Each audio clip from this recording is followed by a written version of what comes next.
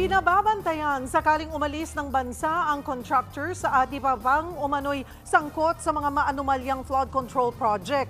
Pero ayon kay Senator Rodante Marcoleta, may contractor na raw na umalis ng Pilipinas. Nasa frontline ng balitang yan, si Carrie Cator.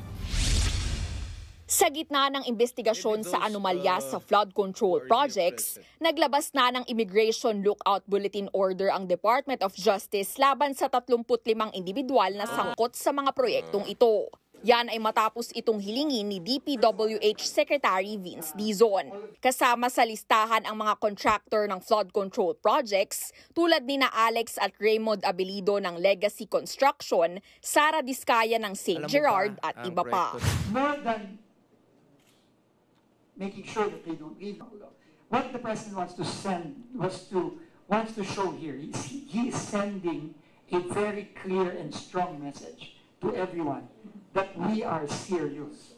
Hindi ibig sabihin na kapag kasama sa lookout bulletin ay bawal nang umalis ng Pilipinas ang mga nasa listahan. Para lang daw ito sa monitoring. Sa ngayon, nasa bansa pa naman ang mag-asawang Diskaya ayon sa kanilang tagapagsalita. Pero may natanggap daw na impormasyon si Senate Blue Ribbon Committee Chairman Rodante Marcoleta na nakalabas na ng Pilipinas ang isang contractor. Hindi ko naman sinabi na nagtago. Kusang tumakas. Hindi. May nagsasabing nasa ibang bansa. Pabor ang ilang senador sa lookout order. Ang daing pera ng mga yun. Di ba? Kayang-kaya nun, mamuhay sa abroad. O paano yun? Wala na tayong hahabulin. Pag umalis ka, that is an admission of guilt.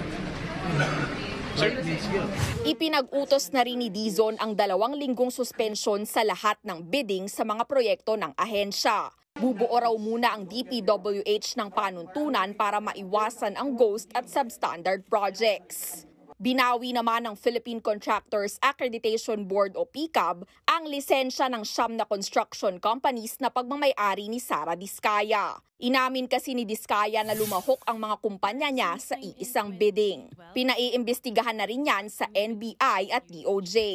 Paglilinaw ng kampo ni Diskaya, sa Alpha at Omega lang siya. Nakapag-divest na siya sa 8. Documented po yan. Nagbabalita mula sa Frontline, Carrie Cator, News 5. Mga kapatid, Cheryl Cosing po. Maging maalam at may pakialam sa mga napapanahong issue at headlines. Mag-follow at mag-subscribe na sa social media pages ng News 5.